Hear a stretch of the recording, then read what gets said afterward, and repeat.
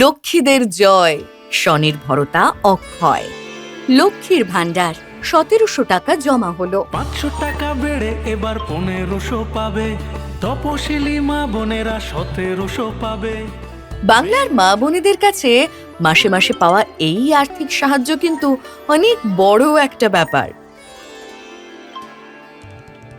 কখনো কখনো এই সাহায্যটুকুই কিন্তু নতুন কিছু শুরু করার রাস্তা খুলে দেয়। লক্ষ্মীর ভান্ডার থেকে পাওয়া ১৭০০ টাকা দিয়ে তিনি নিজেই এখন ছোট করে বড়ি তৈরির ব্যবসা শুরু করেছেন। এটা আর ৫টা সরকারি সাহায্যের মতো শুধু হাতে টাকা পাওয়া নয়, এটা হলো নিজের ওপর ভরসা, নিজের পায়ে দাঁড়ানো।